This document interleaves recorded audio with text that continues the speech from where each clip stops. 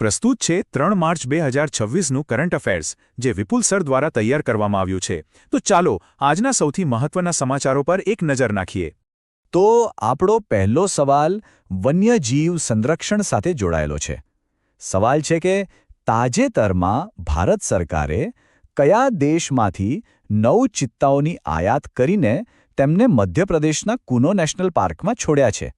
અને ઓપ્શન્સ છે: એ દક્ષિણ આફ્રિકા, બી નામિબિયા, સી બોત્સવાના અને ડી કેન્યા. અને સાચો જવાબ છે સી બોત્સવાના. જી હા, પર્યાવરણ મંત્રી ભૂપેન્દ્ર યાદવની દેખરેખ હેઠળ આ એક બહુ મોટું પગલું લેવામાં આવ્યું છે. કુલ 9 ચિત્તા, જેમાંથી 6 માદા અને 3 નર છે, એમને C-17 ગ્લોબ માસ્ટર વિમાન દ્વારા ખાસ ભારત લાવવામાં આવ્યા. આ વાત એટલા માટે પણ મહત્વની છે કારણ કે તમને ખ્યાલ જ હશે, 1952માં ચિત્તાઓને ભારતમાં લુપ્ત જાહેર કરી દેવાયા હતા. અને હા, એક રસપ્રદ વાત, બોત્સવાનામાં વિશ્વની સૌથી પ્રાચીન સંસ્કૃતિઓમાંથી એક બુશમેન જનજાતિ પણ વસે છે.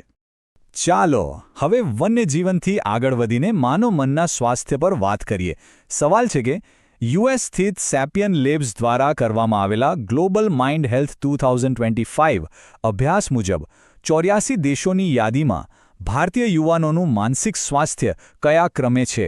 ઓપ્શન્સ છે: એ 40મો, બી 50મો, સી 60મો કે પછી ડી 70મો.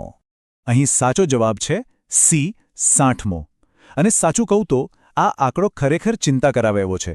આ રિપોર્ટ ખાસ કરીને 18થી 34 વર્ષના યુવાનો પર ફોકસ કરે છે અને એમના માનસિક સ્વાસ્થ્યમાં જે ઘટાડો જોવા મળ્યો છે એના માટે મુખ્યત્વે ડિજિટલ ડિસ્ટ્રેક્શન એટલે કે સ્માર્ટફોનનો વધુ પડતો ઉપયોગ અને પ્રોસેસ્ડ ફૂડ જેવા કારણો જવાબદાર છે. તમને જાણીને નવાઈ લાગશે કે આજની પેઢીનો લગભગ 44% ખોરાક પ્રોસેસ્ડ હોય છે અને ભારતમાં તો સરેરાશ 16.5 વર્ષની ઉંમરે જ પહેલો સ્માર્ટફોન હાથમાં આવી જાય છે. હવે થોડી વાત કરીએ આંતરરાષ્ટ્રીય ઘટનાઓની. તાજેતરમાં વૈશ્વિક ચર્ચામાં રહેલ ઓપરેશન લાયન્સ રોઅરનો સંબંધ કયા દેશ પર થયેલ સૈન્ય કાર્યવાહી સાથે છે? તમારા વિકલ્પો છે: એ ઈરાન, બી રશિયા, સી ચીન કે ડી પાકિસ્તાન. સાચો જવાબ છે એ ઈરાન. જે માહિતી મળી રહી છે એ મુજબ આ ઓપરેશન ઇઝરાયેલ અને અમેરિકાએ મળીને પાર પાડ્યું હતું અને એના પરિણામે ઈરાનના સર્વોચ્ચ નેતા અયાતુલ્લા ખામેનીનું નિધન થયું છે. આના કારણે મધ્ય પૂર્વમાં તણાવ ખૂબ વધી ગયો છે. જાણવા જેવી વાત એ છે કે અમેરિકાએ આ હુમલાને ઓપરેશન ઓપ્ટિક ફ્યુરી નામ આપ્યું, તો ઈરાને ફતેહ બેબર ઓપરેશનથી જવાબ આપ્યો અને સાથે જ દુનિયા માટે ખૂબ જ મહત્વપૂર્ણ એવી હોર્મુઝની જળસંધિ પણ બંધ કરી દીધી છે. ચાલો હવે રમતગમત તરફ વળીએ. સવાલ છે: ખેલો ઇન્ડિયા વિન્ટર ગેમ્સ 2026ની પોઈન્ટ ટેબલમાં કઈ ટીમે પ્રથમ સ્થાન પ્રાપ્ત કર્યું છે? અને ઓપ્શન્સ છે: એ મહારાષ્ટ્ર, બી હરિયાણા, સી ઇન્ડિયન આર્મી અને ડી જમ્મુ કાશ્મીર. અહીંયા એ નોંધવું પડશે કે આ પ્રશ્નનો જવાબ અને તેની સમજૂતી આપણા સોર્સ મટીરિયલમાં ઉપલબ્ધ નથી. આપણો 5મો સવાલ ભારતના વારસા સાથે જોડાયેલો છે. તાજેતરમાં સિક્કિમના પાક્યોંગ એરપોર્ટનું નામ કયા મહાન સ્વાતંત્ર્ય સેનાનીના નામ પર રાખવાની જાહેરાત કરવામાં આવી છે? ઓપ્શન્સ છે: એ ગોપીનાથ બોરદોલોઈ, બી સુભાષચંદ્ર બોઝ, સી ત્રિલોચન પોખરેલ કે ડી ભગતસિંહ. અને સાચો જવાબ છે સી ત્રિલોચન પોખરેલ. આ નિર્ણય સિક્કિમના એકમાત્ર એરપોર્ટ માટે લેવામાં આવ્યો છે, જે ભારતનું 100મું કાર્યરત એરપોર્ટ પણ છે. ત્રિલોચન પોખરેલને નોર્થ ઇસ્ટમાં ગાંધી પોખરેલ તરીકે પણ ઓળખવામાં આવે છે કારણ કે તેઓ ગાંધીજીના વિચારોના પ્રખર સમર્થક હતા. આ નામકરણ એ જ શૃંખલાનો એક ભાગ છે જેમાં તાજેતરમાં બીજા પણ ફેરફારો થયા, જેમ કે માઉન્ટ આબુનું આબુરાજ અને કેરળનું નામ કેરેલમ કરવું.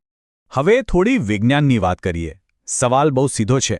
રાષ્ટ્રીય વિજ્ઞાન દિવસ 2026 ક્યારે ઉજવવામાં આવ્યો? તમારા ઓપ્શન્સ છે: એ 27 ફેબ્રુઆરી, બી 28 ફેબ્રુઆરી, સી 1 માર્ચ કે પછી ડી 2 માર્ચ. સાચો જવાબ છે બી 28 ફેબ્રુઆરી. અને આ વર્ષની થીમ પણ બહુ ખાસ હતી: સાયન્સમાં મહિલાઓ, વિકસિત ભારત.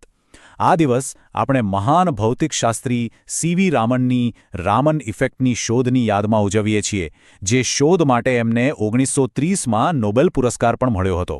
અને હા, એક બીજી પણ વાત છે. આ જ દિવસે ભારતીય સેનાની પંજકોરનો 76મો સ્થાપના દિવસ પણ ઉજવવામાં આવ્યો હતો. હવે વાત કરીએ ભારતના ટેકનોલોજી ક્ષેત્રની એક મોટી સિદ્ધિની. તાજેતરમાં વડાપ્રધાન શ્રી નરેન્દ્ર મોદી દ્વારા માઇક્રોન ટેકનોલોજીના સેમિકન્ડક્ટર પ્લાન્ટનું ઉદ્ઘાટન ક્યાં કરવામાં આવ્યું? ઓપ્શન્સ છે: એ બેંગલુરુ કર્ણાટક, બી પુણે મહારાષ્ટ્ર, સી સાણંદ ગુજરાત કે ડી નોઈડા ઉત્તર પ્રદેશ. અને સાચો જવાબ છે સી સાણંદ ગુજરાત. આ પ્લાન્ટ આપણા દેશનો પહેલો સેમિકન્ડક્ટર પ્લાન્ટ છે, જે મેક ઇન ઇન્ડિયા અભિયાન માટે એક બહુ મોટી સફળતા છે. ઉદ્ઘાટન વખતે વડાપ્રધાને એક જૂનો કિસ્સો પણ યાદ કર્યો કે કેવી રીતે વર્ષો પહેલા રતન ટાટાને નેનો કાર માટે મોકલેલા માત્ર ₹1ના એસએમએસથી સાણંદના ઔદ્યોગિક વિકાસની શરૂઆત થઈ હતી. એ એક એસએમએસે ગુજરાતના ઔદ્યોગિક ભવિષ્યનો પાયો નાખ્યો હતો. ક્રિકેટ પ્રેમીઓ માટે એક સવાલ. 87 વર્ષના લાંબા ઇતિહાસમાં પહેલીવાર રણજી ટ્રોફીનો ખિતાબ કઈ ટીમે પોતાના નામે કર્યો છે? તમારા વિકલ્પો છે: એ કર્ણાટક, બી સૌરાષ્ટ્ર, સી મધ્યપ્રદેશ અને ડી જમ્મુ કાશ્મીર. અને ફરીથી જણાવી દઉં કે આ સવાલનો જવાબ પણ આપણી પાસે ઉપલબ્ધ સોર્સમાં નથી. ચાલો આગળ વધીએ અને સામાજિક સુધારણાનું એક ઉત્તમ ઉદાહરણ જોઈએ.